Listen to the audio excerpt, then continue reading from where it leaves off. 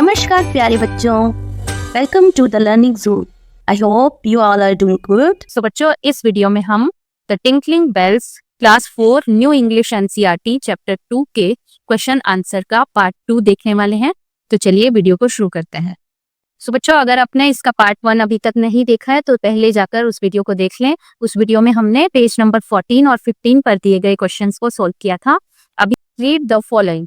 Chinna, Charu and Jasmine are friends. तो बच्चों, चिन्ना, चारू और जैस्मीन जो है वो तीनों क्या है, फ्रेंड्स हैं। They study in grade 4। वो तीनों कहाँ पढ़ते हैं, कौन सी क्लास में पढ़ते हैं, क्लास 4 में। So as you can see that यहाँ पर सिर्फ चिन्ना की फोटो दी गई है और ये बताया गया है कि चिन्ना इज टॉल, यानी चिन्ना जो है वो लंबा है।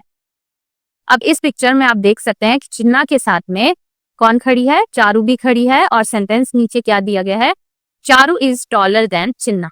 अब आप देख सकते हैं कि चिन्ना क्या है, लंबा है यानी टॉल है, बट कंपैरेटिवली चारू उससे भी ज्यादा लंबी। आप देखिए, चारू चिन्ना से भी ज्यादा क्या है, लंबी है। तो जब हम इंग्लिश में दो वर्ड्स की, दो लोगों की या दो चीजों के बारे में कंपैरिजन करते हैं तब हम कंपैरेटिव डिग्री लगाते हैं, यानी second form of degree. So this is comparative degree. And tall में हमने क्या ऐड कर दिया, यहाँ पर टॉल में हमने ER ऐड किया तो हमारे पास क्या बन गया, टॉलर। ठीक है, अब देखते हैं अगली picture. Jasmine is the tallest person in the group. अब ये चिन्ना है, ये चारू है और उसके बाद ये जो एक लड़की है इसका नाम है जैस्मीन। अब आप देख सकते हैं कि ये चिन्ना चारू दोनों से बढ़ती है ना। तो इस तीन बच्चों के ग्रुप में जो जैस्मीन है, शी इज द टॉलेस्ट। ठीक है, यानी वो सबसे लंबी है इन तीनों में। ठीक है, अब पढ़ते हैं आगे क्या दिया गया है। We use different forms of adjectives to compare the qualities of people or things. अब देखिए, मैंने आपको बताया कि हम लोगों की और चीजों की भी विशेषताएं, क्वालिटीज मीन्स क्या होता है, विशेषताएं, उनको हम कंपेयर करने के लिए डिग्री का यूज करते हैं। उसकी अलग अलग फॉर्म्स होती हैं। पहली फॉर्म्स क्या होती है, positive form. Second point is when we compare the qualities of two people और two objects we add ER to the adjective. जैसे जब हम किन्हीं दो चीजों की या दो लोगों की क्वालिटीज को कंपेयर करेंगे तो हम एडजेक्टिव के पीछे क्या लगाते हैं, ER। जैसे मान लीजिए हिज हैंड्स आर सॉफ्ट। ठीक है, उसके हाथ क्या है, सॉफ्ट है। तो अगर कोई एक ऐसा व्यक्ति आता है या कोई ऐसी बच्ची आती है जिसके हाथ उससे भी ज्यादा सॉफ्ट हैं, ठीक है, तो हम इसमें क्या ऐड कर देंगे, हर hands are softer than him. ठीक है, तो अब हमने क्या किया, दोनों के बीच में कंपैरिजन किया और बताया कि एक के हाथ जो है वो दूसरे से ज्यादा सॉफ्ट हैं। तो हमने सेकंड फॉर्म ऑफ डिग्री का यूज किया, यानी कंपैरेटिव डिग्री का यूज किया। We always use than. अब यहाँ पर ये भी याद रखना है कि हम इसके बाद दैन का यूज करते हैं। सेकंड डिग्री यानी कंपैरेटिव डिग्री के जस्ट बाद हम दैन का यूज करते हैं। ठीक है, जब भी हम किसी दो लोगों को या दो ऑब्जेक्ट्स को कंपेयर करेंगे then we have to use than. और ये देन की स्पेलिंग रहेगी THAN। ये वाला देन हम नहीं लिखेंगे। ठीक है, सो आपको ये वाला THAN लिखना है। यहाँ पर एक एग्जांपल दिया गया है, अमन इज शॉर्टर देन जिया। यानी अमन और जिया के बारे में यहाँ पर दोनों के बारे में बात हुई है, यानी हम दो लोगों के बारे में बात कर रहे हैं। ठीक है, और हम बता रहे हैं कि अमन जो है वो जिया से क्या है, छोटा है। ठीक है, तो this is called comparison.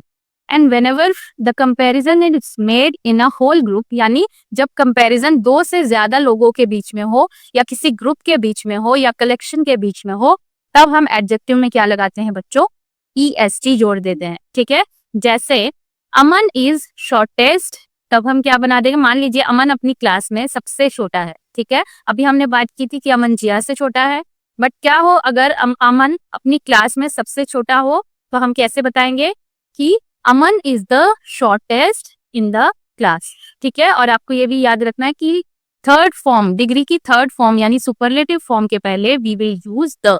Okay, now here is an example, February is the shortest month of the year. अभी देखिए, ये पूरे ईयर के मतलब पूरे साल के सभी महीनों के बारे में बात हो रही है और उन सभी में से फेब्रुअरी जो है that is the shortest month, वो सबसे छोटा महीना है सारे 12 महीनों में से। तो यहाँ पर हमने द का यूज किया और एडजेक्टिव में हमने est ऐड किया, तो ये बन गया हमारा superlative degree. Now children we have to fill in the blanks using the correct comparison markers. तो यहाँ पर हमें er या est लगाकर इन सेंटेंसेस को फिल करना। अभी मैंने आपको बताया जब हम दो के बीच में कंपेयर करेंगे वी विल ऐड er, और जब हम पूरे किसी ग्रुप के बीच में कंपैरिजन करेंगे तब हम एडजेक्टिव में est लगाकर यहाँ लिखेंगे, ठीक है।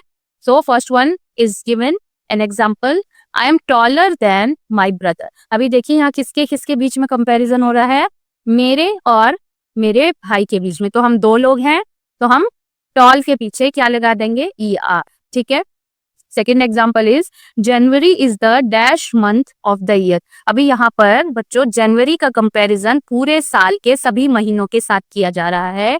सो आप इसमें सुपरलेटिव डिग्री का यूज करेंगे, यानी कोल्ड के साथ you will add est, okay.